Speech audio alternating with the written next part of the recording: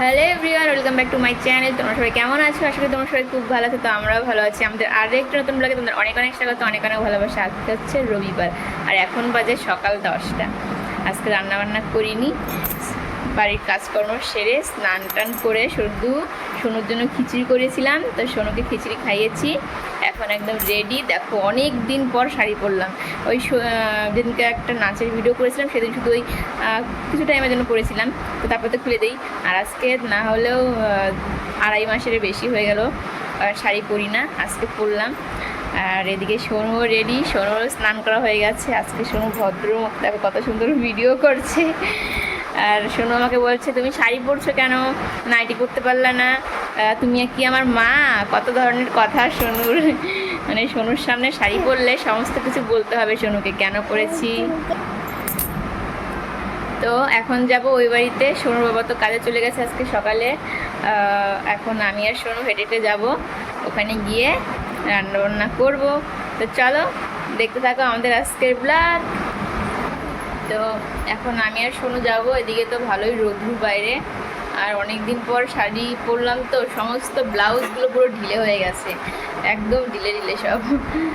থাক, গরমের মধ্যে ঢিলে ঢিলেই ঠিক আছে। তো চলো সোনু, তুমি আর আমি এখন যাই। পরে সোনুর বাবা যে কখন ওই বাড়িতে যাবে কে জানে।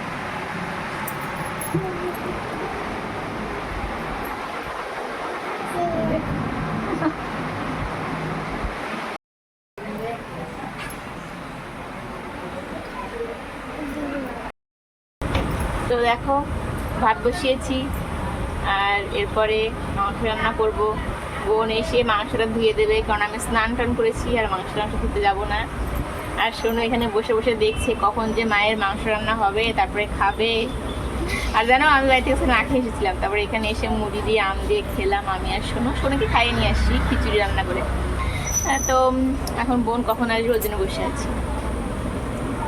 মা সব কিছু রেডি করে দিল, সবজি টবজি মশলা টশলা যা আছে। আমি এখন মিক্সারে মশলাটা করব। আমার জীবনে প্রথম মিক্সারে মশলা করে রান্না করা, মানে আমি হচ্ছে মিক্সারে রান্না করা সেভাবে পছন্দ করি না, কিন্তু আজকে মনে হলো যে করে দেখি কেমন হয়, দেখতে কেমন হয়, খেতে কেমন হয়, সব কিছু একবার করে ট্রাই করতে হয়, তাই না?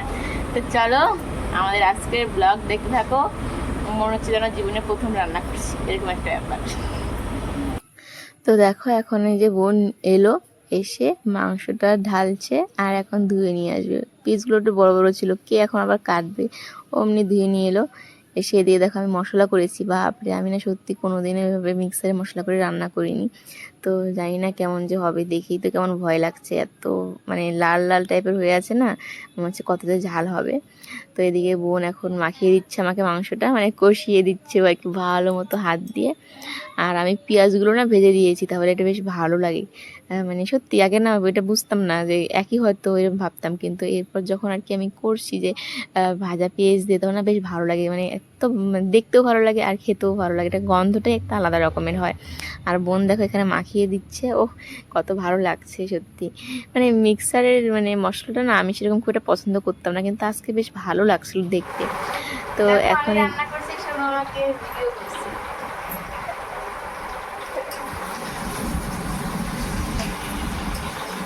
Hello everyone.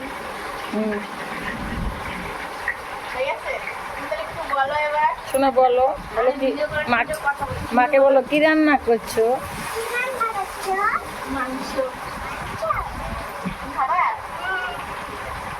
দাঁড়াও দাঁড়াও, মাকে একটু ভিউ করো, দাঁড়াও তুমি, দাঁড়াও তুমি, দাঁড়াও। না বসে না, তাহলে তো মাকে দেখতেই পাবো না। মাংস দেখাও।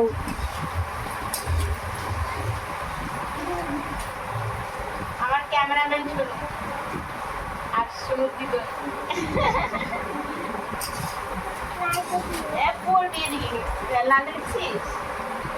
বলো কিছু শোনায়,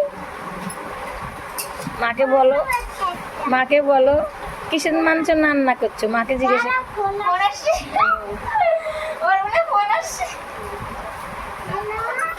এদিকে আসো, ওখানে কেন, এদিকে।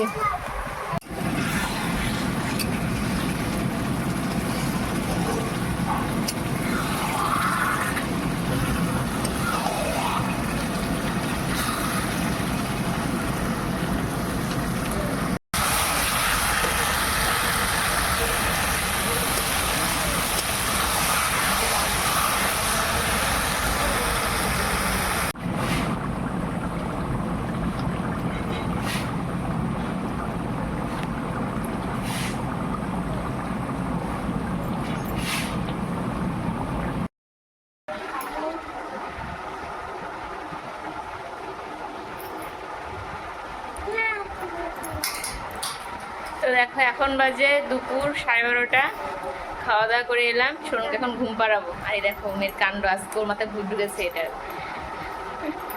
তো আগে সোনুকে ঘুম পাড়াই, তারপরে কয়েকটা শর্ট ভিডিও করবো। সেভাবে তো শাড়ি পরা হয়ই না, আজকে যেহেতু করেছি কয়েকটা ভিডিও করতে হবে। তাড়াতাড়ি সোনুকে ঘুম পাড়িয়ে দিই।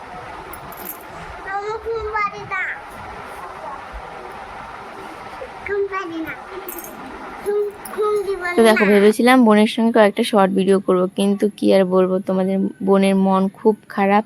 আর এখন এই যে বিকেলবেলা বোন রেডি হয়ে গেছে, ও চলে যাবে, ওর পরীক্ষা আছে 31 তারিখে, কিন্তু আজকেই চলে যাচ্ছে। ওর মন মানে ভীষণ খারাপ একটা মানে কারণে।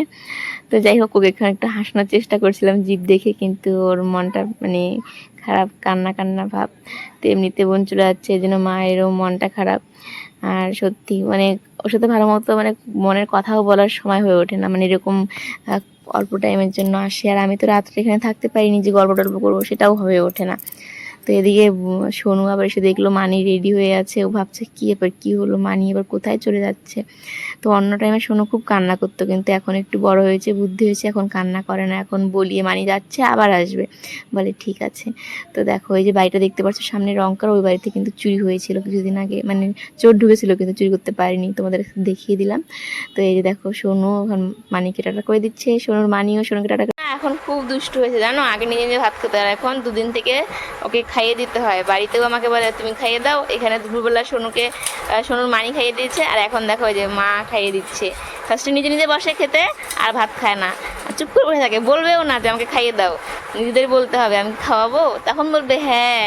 এত দুষ্টু সোনু, খুব দুষ্টু হচ্ছে, দিন দিন বড় হচ্ছে, দুষ্টু হচ্ছে। হ্যাঁ। তো দেখো এখন বেজে গেছে রাত 9টা, সোনুর তো খাওয়া হয়েই গেল। আর আমি আজকে রাত্রে খাবো না, সোনুর বাবার জন্য নিয়ে যাব, দেখি দিদি এখানে খায় তো আরও ভালো। তো একটু পরে ও চলেও আসবে, অনেকটা রাত হয়ে আছে। তো চলো আর কি, আজকে সেরকম ভালো মতো অনেক কিছু ভেবেছিলাম, কিন্তু কোনো কিছু করতে পারলাম না, কারণ বোনের মনটা বেশ ভালো না খুব একটা, মানে খুবই খারাপ। আর এর জন্যই সেরকম কি বলবো, ভিডিও করা হয়নি ভালো মতো, শর্টও বোনের সঙ্গে করা হয়নি, ওই কয়েকটা আমি করেছিলাম। হয় না মানে খুব খুশি থাকলে কিন্তু শর্টগুলো বেশ ভালো হয়, কিন্তু শুধু করতে হবে বলে যখন করা হয় তখনকার ওই এক রকমের হয়। তো যাই হোক, এর জন্য চলো আজকের ব্লগটা আর বড় করছি না, এই পর্যন্ত রাখছি। যদি তোমাদের ভালো লাগে তাহলে অবশ্যই লাইক করে দিও, চ্যানেলটি সাবস্ক্রাইব করে আমার পাশে থেকো। দেখা হবে নতুন ব্লগে, সবাই ভালো থেকো, সুস্থ থেকো, গুড নাইট।